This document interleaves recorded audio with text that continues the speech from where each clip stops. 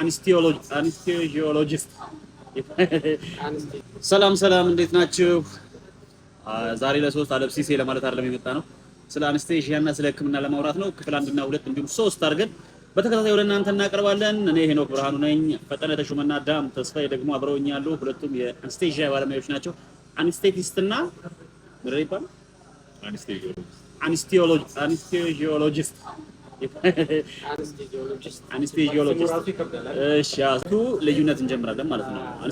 አንስቴዚዮሎጂስት እና አንስቴቲስት መሀል ያለው ዲስትና ኢስት ሁለቱ መሀል ያለው ልዩነት እንጀምር እና ያው ዋን ኦፍ ዘ ስፔሻሊቲ ነው። በጣም ብዙ ስፔሻሊቲዎች አሉ ሕክምና ውስጥ አንስቴዚዮሎጂ የሚባል ሕክምና አለ እና እሱ ብቻ ሳይሆን የክሪቲካል ኬር የጽኑ ሕክምናንም ያካተተ ስፔሻሊቲ ነው ማለት ነው። ስለዚህ 7 ዓመት ሕክምናን አጥንተው እንደገና 3 ዓመት ደግሞ ስፔሻሊቲ በአንስቴዚዮሎጂ እና በሰመመን ሕክምና እና በጽኑ ሕክምና ስፔሻላይዝ ያደረጉ ዶክተሮች ማለት ነው አንስቴዚዮሎጂስት የሚባሉት።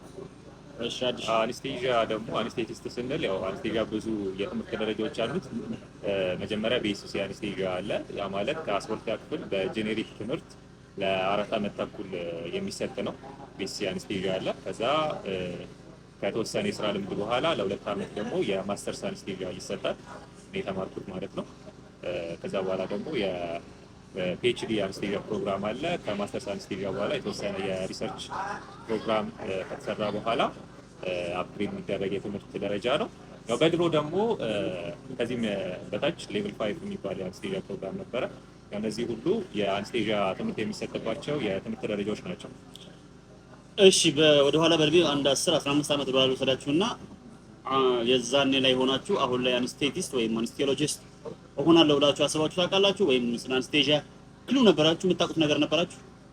ኢቨን እኔ ቶታሊ ዩዘርሽን ማለት ነው ኢቨን ሐኪም የመሆን ራሱ እንትን አልነበረም።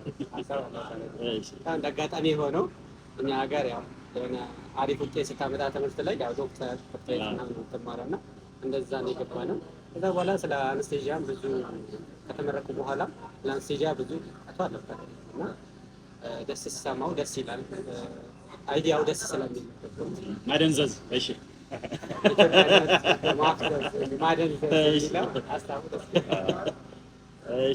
እኔም ያው አንስቴዥያን 12ኛ ክፍል እስከምደርስ ድረስ አላውቀውም ነበር። ቃሉንም ሰምቼው አላውቅም ነበር።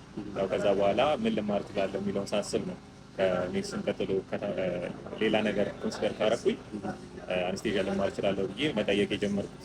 ሕክምና ላይ ግን እንደምትማር ሕክምና ላይ ያው ከዛ በፊት ግን ሳይኮሎጂ ብማር የሚል ፍላጎት ነበረኝ።